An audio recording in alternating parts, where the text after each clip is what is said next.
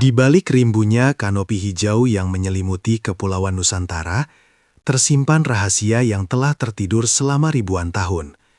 Hutan hujan kita bukan sekadar paru-paru dunia, melainkan saksi bisu dari peradaban yang hilang ditelan waktu. Bayangkan, sebuah kota megah dengan teknologi melampaui zamannya, kini terhimpit akar pohon raksasa dan tertimbun tanah vulkanik. Banyak yang percaya bahwa di bawah lapisan hijau ini terdapat jejak-jejak peradaban yang jauh lebih tua dari piramida Mesir. Mari kita buka tabir kegelapan yang menyelimuti sejarah tanah air kita. Selama berabad-abad, para penjelajah dan arkeolog telah terobsesi dengan legenda kota-kota emas yang tersembunyi di jantung Kalimantan dan Sumatera. Namun, tantangan alam yang ekstrim membuat pencarian ini hampir mustahil dilakukan secara konvensional. Baru-baru ini, teknologi lidar mulai mengungkap sesuatu yang mengejutkan. Pola geometris yang tidak alami di bawah vegetasi yang sangat rapat.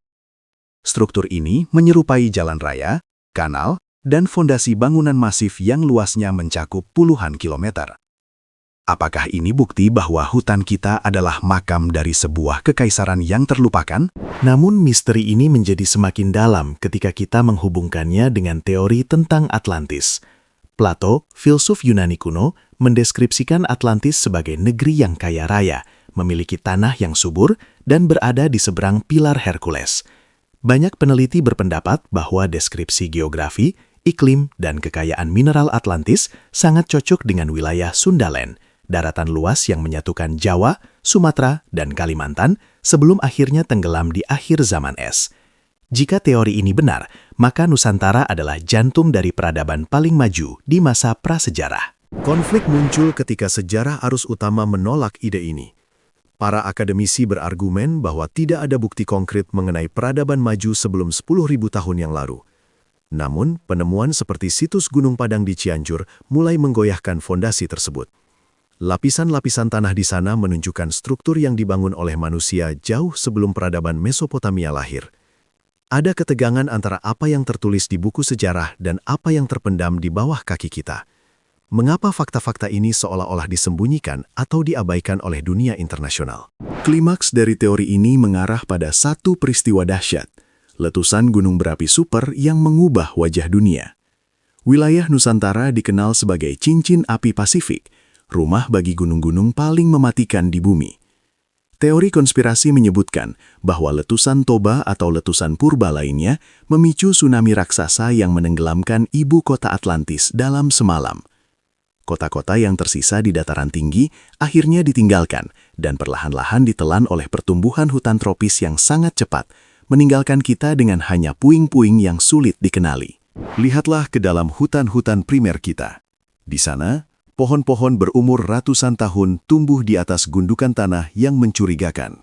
Beberapa penduduk lokal sering melaporkan penampakan kota gaib yang muncul dan hilang di tengah kabut. Mitos tentang Wentira atau Padang 12 mungkin bukan sekedar tahayul, melainkan memori kolektif yang terdistorsi tentang sisa-sisa peradaban maju yang masih ada di dimensi lain. Atau mungkin sisa-sisa arsitektur yang belum ditemukan yang masih memancarkan energi tertentu. Bukti-bukti DNA juga memberikan petunjuk menarik.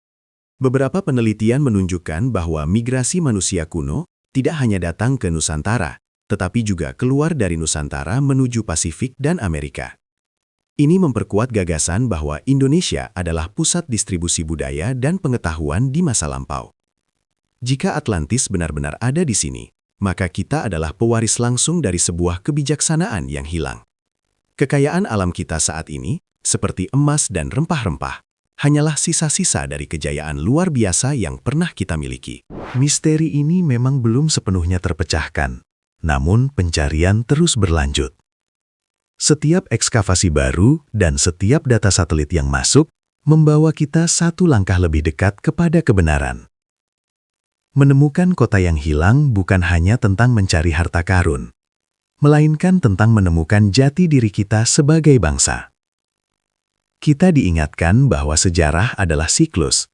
Peradaban besar bisa bangkit, namun mereka juga bisa jatuh dan terlupakan jika mereka kehilangan harmoni dengan alam sekitarnya. Pesan moral dari perjalanan ini adalah tentang kerendahan hati.